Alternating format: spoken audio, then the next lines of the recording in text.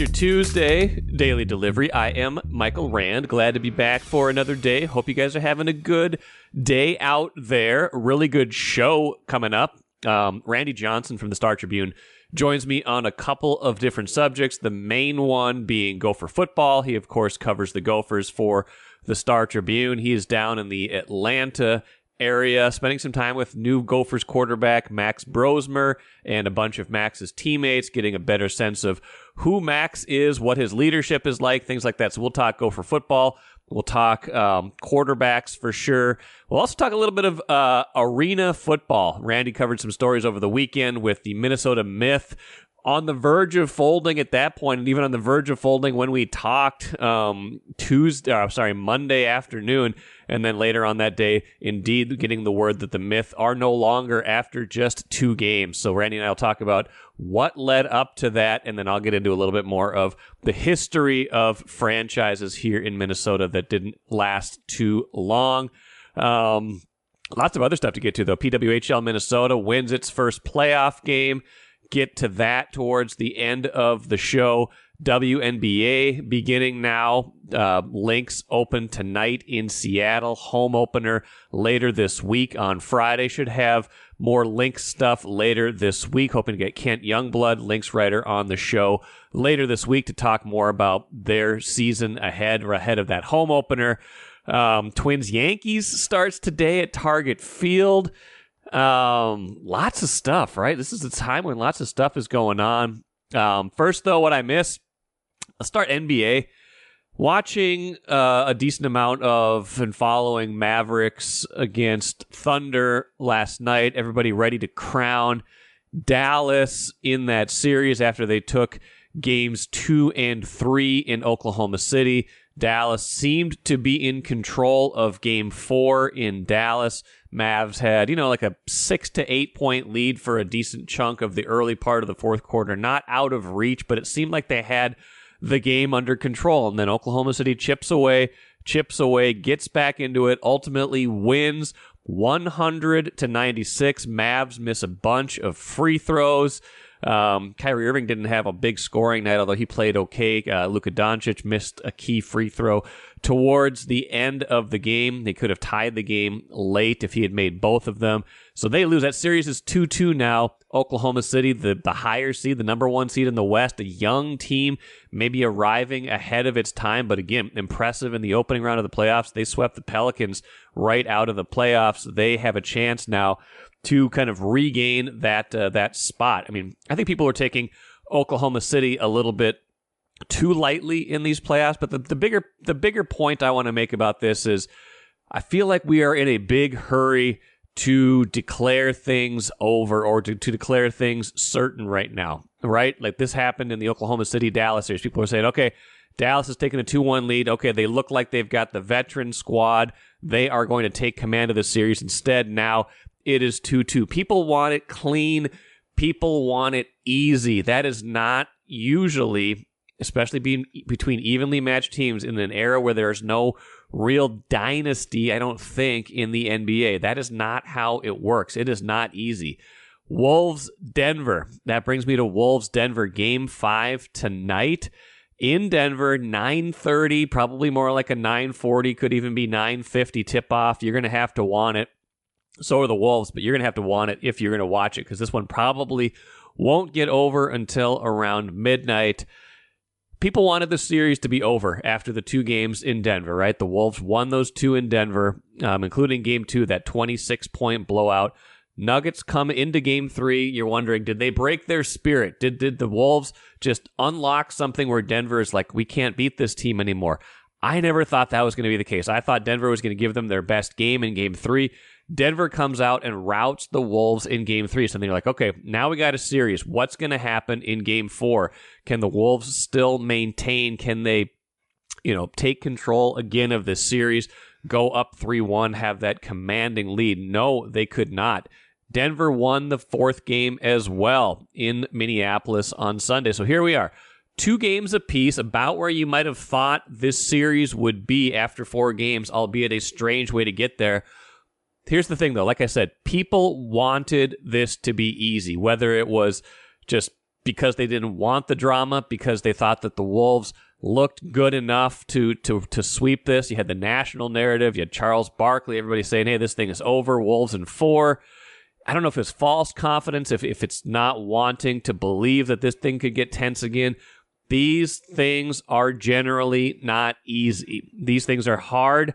Minnesota sports can be hard, but this second point on this is not some sort of Minnesota sports curse rearing its ugly head. They were not cursed in either of those 2 losses. They lost to a team that was the defending champs, won the championship last year. Nikola Jokic is a 3-time now MVP of the league, a player unlike anybody we've ever seen. This was going to be hard, no matter what. I don't think you could have expected, even after those 2 games, that the series would play out just like that. It was not going to be easy like that. Denver was not going to just lay down, and let the Wolves roll right through these playoffs into the Western Conference Finals against either Dallas or Oklahoma City. So now what happens? Now that it's hard? Now that it's kind of back to square one, it's a best of 3. Denver has the home court with 2 of those last 3 games, 5, and if necessary, game 7 back in Denver. What will they do now that we know for sure that it is not easy? This is where you find out what kind of team you have. This is where you find out if you have a team that is worth keeping together. This is where you find out if you are a true contender or if you still have another step or 2 in the process. That is what we are going to learn tonight, and it was never going to be easy. That will be on display. I expect Denver's best game. I don't know what kind of game Minnesota is going to bring. I think we've seen enough of the Wolves this year to think they are going to be resilient, that they are going to play well, but we are still learning more about the Wolves than we have to learn about Denver. We already knew, I think, or at least we should have known, that they were going to give the Wolves all they could handle in Minnesota, that they were not just going to go away quietly. Now what happens? Now that we know for sure, this is not easy. If you want to do some basketball channel surfing and you still have access to Bally Sports North, which is increasingly rare these days, Lynx open at 9 p.m. A couple of late basketball games. Lynx open their season 9 p.m. at Seattle. A couple of interesting things written in the last few days by Kent Youngblood. One, just talking about the growth of the league. Some of it, the Caitlin Clark effect with sellouts and a lot of huge crowds expected for her games. When Indiana comes to play at Target Center, they've expanded the seating to the upper bowl at Target Center. They're moving some things around at other places, but charter flights coming to the WNBA, revenues up across the board, projections being beaten right now for the league, expansion on the horizon in the next few years to 14 teams. The league is growing. The league is getting bigger, going to be more players into this league. Where do the Lynx kind of carve out that next kind of 5-year plan? How do they get, not just from the middle of the pack, which they've kind of been for the last 5 years, 6 years, ever since their last championship in 2017. How do they go from there to being one of the best again? Well, they're going to start this year building around Nafisa Collier and a new identity built more around defense, an interesting kind of identity for this team. If you think back to, again, their dynasty run of the 2010s, they were, they could play both ways, but they were definitely more of an offensive-minded team than a defensive-minded team. They were they were a team that could outscore you. They were a team that had, dynamic Hall of Fame scorers, Maya Moore, Simone Augustus, of course, Sylvia Fowles toward the end of her career, although she was certainly great on defense as well. Lindsay Whalen, her calling card was more offense than defense. Of course, they could get stops when they needed to, but right now, this team looking to build its identity around defense. That will be an interesting thing to watch.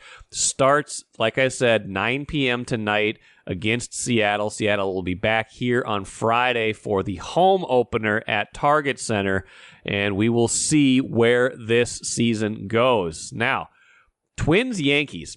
Twins 17-3 in their last 20 games. An amazing 20-game stretch after the 7-13 mark in their first 20 games. A complete turnaround. And like we talked about a few other times, if we were waiting to see if they were going to be good against some of these better teams, they have fared quite well against some of these better teams. Boston comes in, they handle Boston. Seattle comes in, they handle Seattle. They go to Toronto, they handle Toronto. But the Yankees, no matter what their record is, and the record is usually pretty good, whatever the record is, the Yankees are always a measuring stick team for the Twins. This year should be no different. Yankees 27-15, tied for first in the AL East. Twins 24-16, a game behind the Cleveland Guardians right now in the AL Central. Remember, like a few weeks ago, before this big 17-3 stretch started, Twins were like 8-9 games back already. You're wondering, is the season going to be over before it starts? It is certainly not over before it starts. They will get an opportunity to measure themselves again against the Yankees. We were talking about the competition getting better in May. The Twins have handled that beautifully so far. But like we said, the Yankees are an entirely different animal and a new way to see where this team stands in 2024. Good to be joined today by Randy Johnson, primarily covers Gopher football for the Star Tribune. Randy, how you doing? Very good, Mike. Spending a little time, as of even right now, in the Georgia, South Carolina area. I want to pick your brain a little bit. Gophers off season. This is a big one, and one of the centerpieces of this off season was bringing in transfer quarterback Max Brosmer.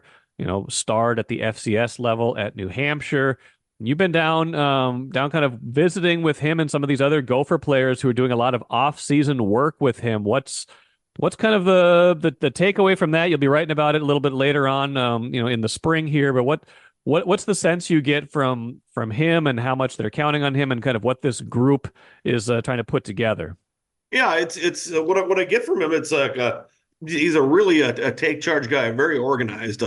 Max is from Roswell, Georgia, and his parents have a lake home in right across the border on Lake Hartwell in South Carolina. So Max organized a group of his teammates, basically 11 of them coming down here. The wide receivers, running back, and some tight ends, basically for a week of bonding and a week of some workouts. So yesterday they were out at the lake. They were coming back to the Atlanta area, the Roswell area today for some workouts, and they're going to be going to a Braves game on Tuesday. So yeah, it's a mix of things, but I think it's Max being this is the only year with the Gophers, a grad transfer, basically putting his stamp on the program, putting his leadership experience to value for that team. It's he's going to be the one driving the bus, and I rowing think the boat. I think we ought to. It's a boat, not a bus. It's a boat, not a bus. But yes, he was actually he was driving the pontoon yesterday as they no oars needed, no paddles needed, but still, yeah, yes. But no, so it's a chance for him to just. I think it's important too to get to know these teammates even better. I mean, it's pretty interesting. You bring a guy in and he's he doesn't know anybody, and he's voted team captain. So so he's definitely hit the ground running. I'm sure this helps. He earlier this season, this spring, he had some guys down there, some of his teammates down there during spring break, and he's done this. Did it last year also with his New Hampshire teammates. So it's a very organized kid, or young man, I should say. Well, and this seems like, he's 23 right now. I mean, this is certainly a more veteran college quarterback, kind of like what the Gophers had in, by the end of the Tanner Morgan era, when Tanner Morgan had been here for 5 years, 6 years, I think, maybe at a certain point. Last year, obviously, the transition to Ethan Kaliakmanis, that doesn't go as well. Not saying it's because he's younger or less experienced or that he's any less of a leader, but I imagine this is some of what PJ Fleck envisioned, in addition to being able to maybe make different throws or have different touch on the ball, that he envisioned when he brings in a guy like Brosmer, like a little bit more of that kind of older presence, which you sometimes need to have at quarterback, in addition to the arm talent. Yeah, it's really shown. But yeah, PJ definitely wanted a more experienced quarterback, somebody who's been through a lot more than Ethan had. You could really tell it after the season finale against Wisconsin. The Badgers had Tanner Mordecai, a SMU transfer who was a senior, and basically, he was a very efficient quarterback, and I believe that's PJ saw that and it's like, hey, we need one of those. We need somebody who can come in here and take control of the team, and I think. That's definitely what they hope they're getting out of Max Brosmer, and we'll see this fall. But indications are that he's definitely got the command of the team. At the same time, they have, this quarterback from Arkansas who I imagine they hope is a multiple year starter at some point, kind of the more traditional way to build up a quarterback. But you got to be adept. You got to be able to do kind of either way in this era, right? Yeah, definitely. Drake Lindsay, you're talking about from Yes. Fayetteville, Arkansas. He's an early enrollee freshman, and he's been quite impressive during spring ball. So they have to like that. He's learning from Max Brosmer. Yeah, he's a guy that they think he's a pretty much a quick study. So that should help some things this season.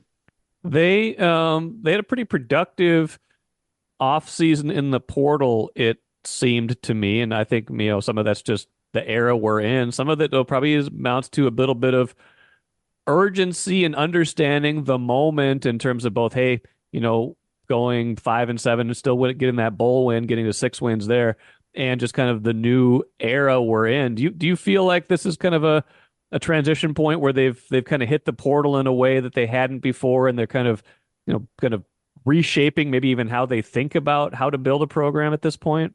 Yeah, I think experience is the key there. Last year they probably didn't do nearly as well as they have this year in the portal, and it helps when you bring a guy in like Jackson Howard, Yes. the top-rated player in Minnesota last year, who ended up at LSU and then decided to come back home. That should be an immense help.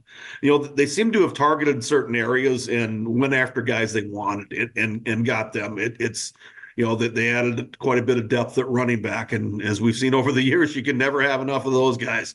They're Yes. they're obviously with Max Brosmer, they targeted quarterback, got that. They had one guy that they thought were bringing from a backup from Fresno State. He committed, then left. Now late in the portal window in the spring, they run in Dylan Whitkey from Virginia Tech. So there's a little more depth at quarterback then. So I think they've navigated that end of the roster development better this year with the portal additions. Should there be different expectations then for next year? I mean, obviously, it's going to be it's wide open. I mean, all these new teams are coming in. It's going to be we've talked about the schedule and how daunting that can be. But at this point, as we sit here in mid-May, how do you think we kind of assess where they can get to, what their internal versus external expectations are? Yeah, it's the schedule is tough. So it's you no longer have the Big Ten West to kind of lean on, and Right. you might have been one win better at times with that schedule. Now it's going to be quite a bit tougher. Expectations. Maybe you have a season where you say you had an 8-4 season. It's adjusted to a 7-5. We'll see. I mean, they're not picked very highly in most of the No. preseason offseason prediction magazines or websites. I think maybe that's a good amount of doom and gloom ending from last season. Yeah. I think with what they've done in the portal, I think they will be a bit better than that. Is it going to make the difference? Is it going to be a 9-win season? Regular season, probably not. I mean, they'd really have to hit their stride pretty good. But it's I don't see it being another 5-7. Could be wrong, but I think they'll be better than that. Couple more thoughts on the Gophers. Then I want to pick your brain on the Arena League, which you wrote about over the weekend, and the Minnesota franchise, which, as of recording at least, is still a franchise. The Gophers last year, it's easy to forget based on how the season ended, but at a certain point, they controlled their own destiny, right, in the Big Ten West at like the halfway point or so, and then you look at their schedule and you're like, okay, they got work to do, but even if you saw certain things breaking the right way, they could have been a factor in the Big Ten West race. So it's easy to forget that season kind of like got away from them, but it wasn't until kind of late that it got away from them. How do you think they kind of self-scouted how that season ended? Do you feel like they thought, hey, this was just, a matter of it was the quarterback, or it was injuries, or they just weren't as good as they thought? How do you think the self-scout came out of the end of last year? I think they looked at their weaknesses and tried to do what they could to shore them up. Particularly at quarterback. They believe they've done that. The linebacker situation was tough because of the injuries. They're hoping for a much better luck in that department. That can be concerning. They'll look for development from what they had that last year with all the young guys that they did play. So that should make that situation better, and especially if Cody Lindenberg stays healthy. He is a very good linebacker, and if you can keep him in that lineup, that's a much better position group. I believe they've addressed their needs. They've seen the weaknesses and put in a plan to make to improve those areas. I see Calic Manis has won the starting job, at least for now, at Rutgers. Should we be circling that game in 2024 on the calendar? That could be kind of fun, right? Rutgers is proven that they're a program that's been on the rise. That'll be an interesting game if he's starting. It's got quite the subplot there. And then Rossi's over there too now, right? So that's like his. No, not Rossi. I'm sorry, not Rossi. Who am I thinking of? The offensive coordinator, not Rossi. Oh, Shiraka, yeah. Shiraka. Geez, what am I talking about? Sorry. Yeah, Shiraka's over there now too. So you've got that whole kind of subplot as well. So it could be a fun season. We'll see where it's headed. We still got months to go before they get going. But I'm glad you're down there writing about the quarterback. We can never write too much about the quarterbacks, right? We can never do too much on the quarterbacks. We learned that very well from Mr. Glenn Crevier. Yes, quarterbacks. So you wrote over the weekend about some difficulties that the new Minnesota Arena League team is having, the Minnesota Myth. They've played 2 games, but then they couldn't get to Albany because they couldn't. The travel didn't work. I'm not exactly sure how we characterize that. What's your take on this? Yeah. And so they opened the season on the road in Nashville. Got spanked 47-12. They come back for their home opener, beat what was called the Philadelphia Soul, but it was basically a kind of a ragtag group of former from like a minor arena league. Okay. The original Philadelphia Soul players basically weren't available because they got kicked out of their hotel in suburban Philly because the team hadn't paid the bills. They went with this other group. It's been a mess. But the Myth won their second game. Same score, 47-12. It's unusual. They were scheduled to. Well, originally they were scheduled to play Saturday at home, but then at Target Center, but with the Wolves in town. Right. So the game was rescheduled for Albany, New York, and against the Albany Firebirds on Monday. Well, on Friday, Ricky Foggy, the coach of the Myth, the former Gopher quarterback under Lou Holtz, and the former Fighting Pike quarterback. Yes, that's right. Previous Arena Football League and Minnesota team. Yeah, he resigned, and another one of their assistants resigned. Basically, talking to sources, it's the team and players weren't getting, or the coaches and players weren't getting paid. So basically, they couldn't make the trip to Albany for today's game. So yeah, we'll see what's happened. The Arena League is it's on some very, very shaky footing. The 2 teams have already folded. A third, the Philadelphia team, they've canceled the rest of their season. They hope to come back next year. The Rapid City Marshals on Saturday, players wouldn't take the field after pregame stuff, so evidently they drew their line in the sand. The league was originally supposed to have a good number of their games on the NFL Network, but then the production company didn't get paid, and that contract was canceled. So it's not going well for the league right now.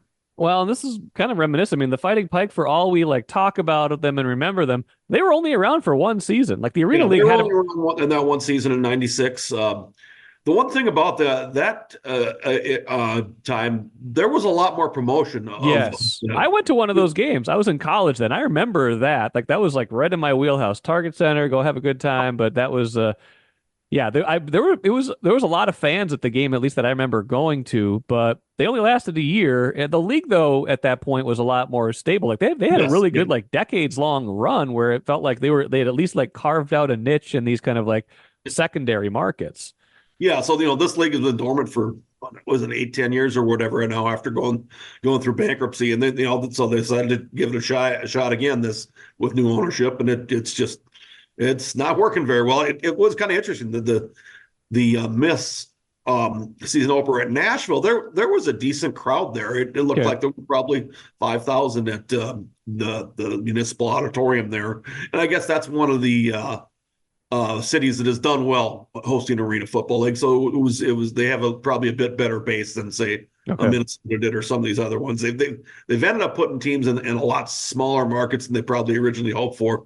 Like the state of Kansas has 3 teams in there, which in smaller cities like your Wichita's, things like that. Yeah. So I'm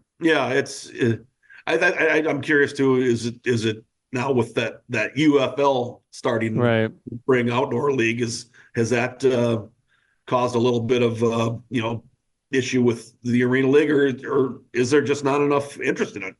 Well, and I love minor league sports. I love like these smaller leagues. They're fun if you can get it to work. But this just kind of reminds me just of like, I just feel like we haven't had a team like this for a while that's just like, operating on a shoestring. But this is how all the like fledgling professional leagues, like there's stories like this from like the NBA in like the 60s, 50s, 60s, 70s, like teams starting up, folding, moving in the middle of the season, players not getting paid. Like we forget in this era of like massive TV contracts and these leagues that are kind of set for life with all these like $1 billion TV deals, like these the leagues kind of like the Arena League now used to be almost wholly dependent on what you did at the gate. I mean, if you didn't draw fans, you couldn't exist.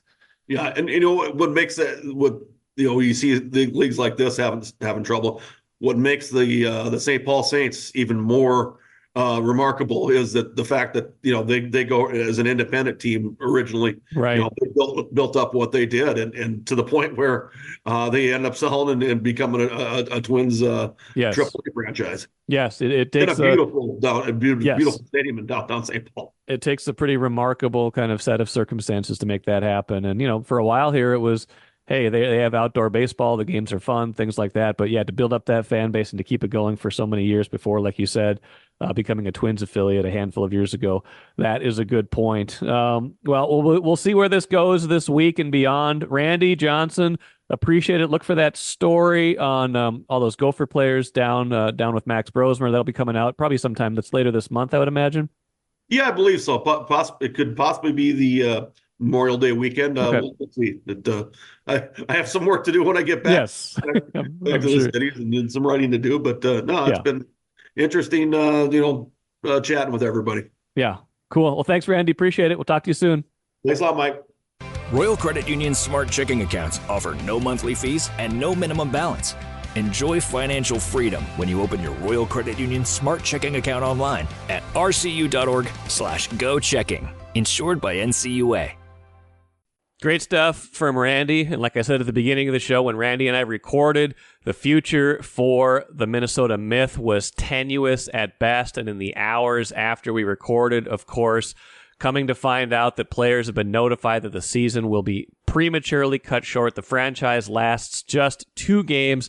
All sorts of issues with funding, things like that. The league seems to be on shaky footing in general right now. It's not just the Myth that are having problems right now getting themselves together. It is a reminder of how hard it is to do this in kind of on the fringes without a major league, without TV contracts. The Arena League was trying to get TV things together. They didn't get it together. It is a reminder of how these teams operate. They need to basically draw fans to sell merchandise, to do it kind of the way it used to be done before TV was such a huge deal. Looking through the list, the Myth join a long and illustrious list of now defunct Minnesota teams. I was just looking at all of these teams. Of course, the Fighting Pike, the 1 year they played the Arena League in the mid-90s, 1996. And of course, Ricky Foggy, the coach of the Myth, who quit just a few days ago ahead of this. He was the quarterback for that team. But they aren't the only ones. They're, just looking through this long list of teams that used to be here. There's teams that were in the Indoor Football League, the Bemidji Axemen, Duluth Superior Lumberjacks, things like that. You had other teams in this wheelhouse, the Minnesota Blue Ox, like Randy and I talked about, the roller hockey team, the Minnesota Ripneys. I don't know if you guys remember that. I remember that. They started up in their mid-2000s, played a couple years in the new ABA, the new Basketball Association. You had the indoor soccer, outdoor soccer, the Kicks, the Strikers. You had, the Fighting Pike, like I said. You had just all these teams that have come and gone. The Swarm, I think the Swarm's still going strong. The indoor lacrosse, they're still functioning, but I think they're in Georgia now. All of these teams, the Minnesota Moose, that are just kind of right on the tip of our tongue, like part of this lexicon. All of these teams that rely so heavily on getting people through the door, getting people to know about this team, building a fan base, as opposed to now the major leagues that are so heavily dependent on TV contracts, things like that. It's fascinating to me to see what teams make it, what teams don't, how long these leagues have staying power. Can't really remember, though, a team that was so short-lived as the Myth. 2 games and done. 1-1 will be their final record. Unless something weird happens and they come back, 1-1 is their final record. That brings me to the Cooler and a league that looks like it has far more staying power and a much better plan, the PWHL, Women's Hockey League. 6 teams, a 10-year financial commitment, TV contracts in place when they came in. The thing they had going for them besides that is they're the top league, right? They're a top league. They're not trying to be like a secondary league like all these football leagues that pop up or other leagues that pop up that try to compete in a space where there's already a much better league established. These are the best of the best players right now playing in this league. Minnesota gets its first playoff win. They were on the ropes. The regular season finished terribly. They lost 5 in a row to finish the regular season. Squeaked into the playoffs on the last day with some help. Lost their first 2 playoff games in Toronto via shutout. You're like, are they just going to finish the year with 8 losses in a row? No, they win 2-0 at XL Energy Center on Monday. Get that series back to 2-1. A home game again tomorrow to try to draw even in this best-of-5 series. Announced crowd of a little over 3,000. Maddie Rooney has a shutout. They get 2 goals. They finally get on the board in the playoffs. So the Minnesota's PWHL team, a league that unlike some of these others seems to have a great amount of staying power, gets a playoff win, gets itself on the board. So good for them, and even better for them that the health of this league seems to be long-term and not short-term. That will do it for me today. Expecting to have Chip Scoggins on tomorrow's show to talk Wolves. He is planning to stay up late as I am to watch that game. I think we're going to record something right after the game ends. If there's some drama, if it's a game that warrants it, we might do it as a bonus special episode, then have a separate other episode tomorrow to talk about all these other things that are happening, Lynx, Twins, Yankees, things like that. We will play that by ear. We will see if this is the game that we think it will be or not. But either way, Chip and I expecting to bring you a show for Wednesday talking about the Wolves. Until then, enjoy the rest of your Tuesday. Get your caffeine going. It's going to be a late night. We'll talk to you again tomorrow.